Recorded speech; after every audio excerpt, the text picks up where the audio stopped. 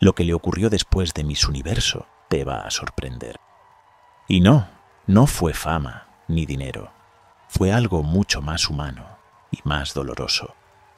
Este no es el tipo de historia que termina con un aplauso. De hecho, su momento más difícil ocurrió cuando ya todos creían que había ganado. Quédate, porque lo entenderás muy pronto.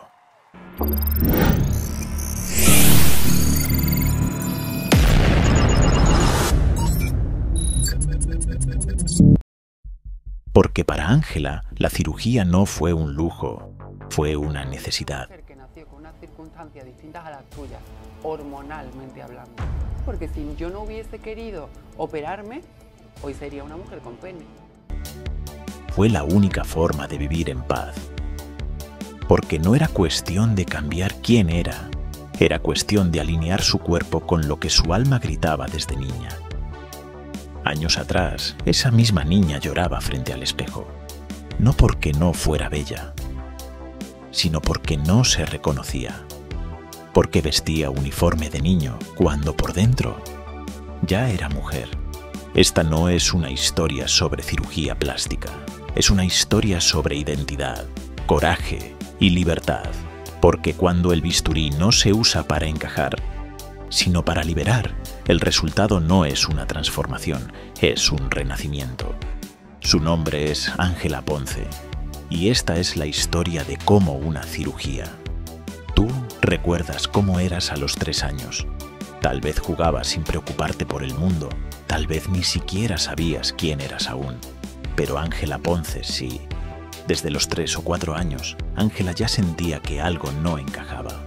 Nació en 1991, en Pilas, un pequeño pueblo en Sevilla, España. Y aunque nació biológicamente como varón, su interior decía otra cosa. No era una idea pasajera ni una simple confusión infantil. Era una certeza silenciosa. Ella se sentía mujer. Le gustaban las muñecas, los vestidos, los gestos delicados. No se trataba de querer imitar algo que veía afuera, sino de reflejar lo que ya sentía dentro. Desde siempre supo que no era un niño. En sus propias palabras, yo no decidí ser trans, yo simplemente soy. Lo supe desde siempre. Afortunadamente, en casa no encontró rechazo. Su familia, y especialmente su madre, le permitió ser. En su hogar podía vestirse como quería, expresarse sin miedo.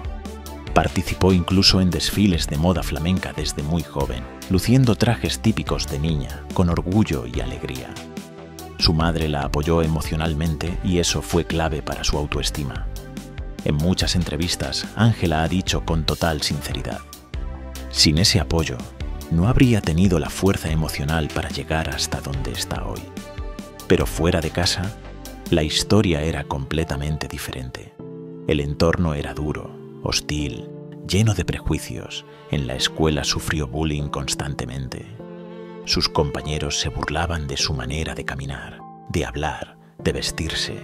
Algunos adultos también la criticaban, la miraban con desaprobación o la cuestionaban abiertamente. En su pueblo, parecía que su nombre era tema de conversación permanente.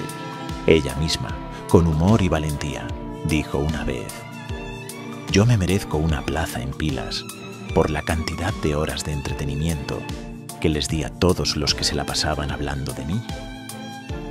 Una frase que puede sonar graciosa, pero que esconde el dolor de crecer bajo el juicio constante de una comunidad. A pesar de todo, Ángela no se apagó, no dejó de ser, pero sí sufrió mucho. Lloraba frente al espejo porque no se reconocía. Soñaba con verse como realmente se sentía, aunque en ese momento no sabía si eso algún día sería posible. Y entonces, a los 13 años, ocurrió algo que le cambió la vida. Viendo un documental en la televisión, descubrió por primera vez que lo que sentía tenía un nombre, que había otras personas como ella, que no estaba sola ni estaba enferma, que existía una palabra para describir su experiencia. Ese momento, aunque sencillo, fue una revolución interna, un respiro, una afirmación. Imagina descubrir a los 13 años que no estás rota, que no estás equivocada, que no eres un error. Ahora te pregunto a ti: ¿Cómo crees que habrías vivido tú una infancia así? ¿Cómo te habrías sentido si todo el mundo a tu alrededor te dijera que estás mal, cuando en realidad solo estás siendo tú? Déjame tu opinión en los comentarios, porque entender historias como esta no es solo cuestión de tolerancia, es una oportunidad de abrir los ojos y el corazón. La infancia fue difícil, pero lo que vino después fue aún más crudo, porque cuando entras en la adolescencia, el mundo deja de tratarte como un niño extraño y empieza a juzgarte como un error andante. Ángela ya no era solo el niño raro que jugaba con muñecas. Ahora era la adolescente que no encajaba en ningún grupo, la que todos señalaban pero nadie defendía, la que algunos profesores miraban con incomodidad, como si fuera un problema que no sabían cómo manejar. El acoso ya no eran risas al pasar, era crueldad disfrazada de bromas, eran susurros en los pasillos, miradas que pesaban como piedras, frases dichas en voz baja, pero con intención hiriente. Y lo peor de todo era el silencio. Ese silencio que se hace cuando nadie te defiende. Ese que dice sin palabras, tú aquí no encajas. Ángela empezó a construir muros por dentro. Se volvió más silenciosa, más contenida. No porque no tuviera cosas que decir, sino porque cada palabra que salía de su boca parecía alimentar aún más el fuego de los demás. Había días en los que no quería ir a clase, días en los que prefería caminar sola, aunque eso significara soportar todas las miradas. Días en los que se miraba al espejo con rabia, con impotencia, con ese nudo en la garganta que solo entiende quien ha sentido que su cuerpo es una cárcel. Y sí, trató de callar esa voz interna, trató de encajar, negó lo que sentía, se reprimió. Durante un tiempo intentó portarse como un chico para no sufrir más, pero era peor, era como traicionarse a sí misma cada mañana, y eso duele más que cualquier insulto.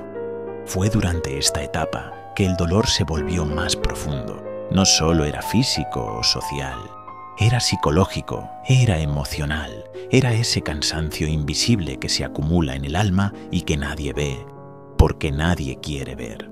¿Te has sentido alguna vez así? ¿Has tenido que esconder lo que eres para poder sobrevivir en un entorno que no te acepta? Si lo has vivido, sabes exactamente de lo que estoy hablando. Y si no, solo imagina por un momento lo que se siente tener que pedir perdón cada día por simplemente existir. Pero aquí está lo impresionante. A pesar de todo, Ángela nunca se quebró por completo. Se partió muchas veces, sí, pero siguió en pie. Y en medio de toda esa oscuridad, vino un pequeño rayo de luz. A los 13 años, mientras veía la televisión, se topó con un documental sobre personas trans. Por primera vez, escuchó una historia que sonaba exactamente como la suya. Y por primera vez entendió que no estaba sola. Lo que sentía tenía un nombre y, más importante aún, tenía sentido. Ese momento no solucionó todo, claro, pero le devolvió algo que había perdido hacía años: esperanza.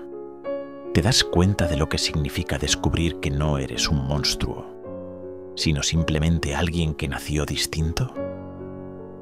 Déjame tu opinión en los comentarios, porque hay adolescentes allá afuera, hoy mismo, pasando por lo que pasó Ángela, y merecen que sus historias también sean escuchadas. La adolescencia de Ángela fue una etapa de dolor contenido. Pero como toda herida que se resiste a cerrarse, llega un punto en el que o sanas o te rompes para siempre. Y Ángela eligió sanar, aunque para hacerlo tuvo que arriesgarlo todo. Después de años de acoso, silencio, invisibilidad y represión, llegó el momento de mirarse al espejo y preguntarse: ¿voy a seguir viviendo esta mentira para complacer a los demás? ¿O voy a empezar a vivir mi verdad, aunque me cueste la vida? No fue una decisión repentina. Fue una lucha interna larga, dolorosa, llena de miedo, ansiedad, dudas. Para ella fue todo. Pero su camino no terminó ahí. Tiempo después, Ángela decidió cerrar el círculo con una cirugía de implantes mamarios, no para cumplir con estereotipos, no por presión, sino para completar la imagen que había soñado desde niña. Y una vez más, lo logró. También se sometió a una rinoplastia para armonizar sus rasgos y a un diseño de sonrisa. Pequeños detalles para algunos, pero para ella, piezas fundamentales en la construcción de una identidad que por fin se sentía entera. Porque Ángela no se estaba convirtiendo en otra persona. Se estaba reencontrando con la que siempre fue, pedazo a pedazo, cicatriz tras cicatriz, con dolor, sí, pero también con dignidad. Y ahora te pregunto a ti, que estás aquí. ¿Has tenido que luchar por ser quien realmente eres? ¿Has sentido alguna vez que vivir según lo que esperan los demás duele más que cualquier bisturí? Déjamelo en los comentarios, porque esta historia, aunque lleva cirugías, en realidad está hecha de algo mucho más profundo: valentía.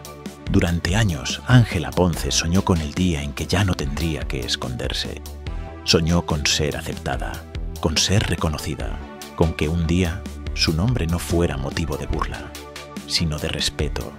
Ese día llegó, pero no como ella lo imaginó, no como una paz silenciosa, ni como una victoria privada, sino como una tormenta pública. En 2018, Ángela Ponce se convirtió en la primera mujer trans en ganar el certamen de Miss España, y automáticamente en la primera mujer trans en la historia en competir por el título de Miss Universo. Fue un hecho histórico, un antes y un después, un titular que dio la vuelta al mundo en segundos, pero también un blanco perfecto para la crítica, el odio, la incomprensión. Muchos la aplaudieron, sí, pero muchos más la atacaron. De pronto, Ángela ya no era solo una mujer, era la mujer trans que se atrevió a entrar donde no debía. Así, la llamaron en foros, redes, programas de televisión. Esto es un concurso para mujeres de verdad. Esto es una burla. No representa la feminidad. ¿Y sabes qué fue lo más duro? Que mucha de esa crítica vino de mujeres. Aquel logro, que para ella significaba representación, dignidad y visibilidad, para otros era una amenaza, una provocación, una agenda ideológica. Ángela fue convertida en símbolo, sin haberlo pedido, y el peso de ese símbolo fue brutal. Porque mientras caminaba en tacones por la pasarela de Miss Universo con una sonrisa serena, por dentro cargaba una mochila llena de prejuicios ajenos, de comentarios hirientes, de titulares sin alma. Pero no se detuvo. Frente a millones de personas, fue atreverse a mirarse al espejo y no sentir dolor. Fue tener el coraje de atravesar una transformación quirúrgica profunda. No para convertirse en alguien más, sino para finalmente encontrarse con quien siempre fue. Una vaginoplastia a los 24 años, con todos sus riesgos y consecuencias. Implantes mamarios para cerrar un ciclo que llevaba años gestándose en silencio. Una rinoplastia, un diseño de sonrisa. No por estética, sino por construcción emocional, por equilibrio interno, por identidad. Y cuando dijo: si me hubieran dicho que tenía un 99% de posibilidades de morir en esa cirugía, igual lo habría hecho. No lo dijo desde la vanidad. Lo dijo desde un lugar donde el dolor ya no cabía más, desde ese punto donde el cuerpo deja de ser un hogar y se vuelve una prisión. Ángela no se hizo cirugías para parecer otra, se las hizo para dejar de esconderse, para poder vivir sin disfraz, para que su cuerpo dejara de traicionarla cada mañana. Y eso es mucho más grande que cualquier pasarela. Hoy, Ángela no necesita aprobación, no necesita que la llamen reina, no necesita que nadie valide su existencia, porque ella ya se coronó el día que no se dejó vencer, el día que entró al quirófano sabiendo que podía morir y salió sintiendo que, por fin, podía vivir. Su historia no fue perfecta, fue difícil, incómoda, solitaria, pero fue suya, y fue real, y eso la hace invencible. Gracias a ella, hoy hay niñas y adolescentes trans que se sienten menos solas, que caminan con un poco más de seguridad, que saben que es posible llegar, aunque duela. Y ahora te pregunto a ti, como te lo prometí desde el inicio, ¿qué pasaría si el mundo dejara de juzgar las cirugías y empezara a ver lo que realmente están sanando? ¿Qué pasaría si dejáramos de medir la belleza con bisturíes y empezáramos a medirla con coraje? Déjame tu respuesta en los comentarios, porque esta historia, aunque tenga bisturís, polémica, cámaras y pasarelas, no necesita más aplausos, solo necesita ser contada, para que nunca más una persona tenga que vivir pidiendo permiso para simplemente existir. En Biomog 25 no solo hablamos de cirugías, hablamos de historias, de decisiones valientes, de transformación, sí, pero también de identidad, de autoestima y de libertad personal. Aquí no promovemos perfección, promovemos conciencia, no promovemos presión estética, promovemos elección propia. Creemos que el cuerpo puede ser un lienzo, pero que la historia detrás de ese cuerpo es lo que realmente importa. En este canal respetamos el bisturí, pero no olvidamos el alma. Hablamos de belleza desde una visión más profunda, salud emocional, tecnología, ciencia, dignidad y amor propio.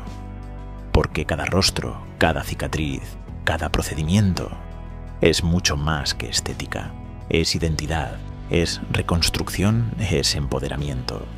Si este contenido te movió, te cuestionó o simplemente te hizo ver las cosas desde otro ángulo, entonces estás en el lugar correcto. Suscríbete a Biomog 25 y acompáñanos cada semana. Aquí vas a encontrar más historias reales, más análisis humanos y más contenido que va más allá de lo superficial. Y si crees que esta historia puede tocar a alguien más, no dudes en compartirla, porque muchas veces lo único que una persona necesita para resistir es saber que alguien más ya lo logró.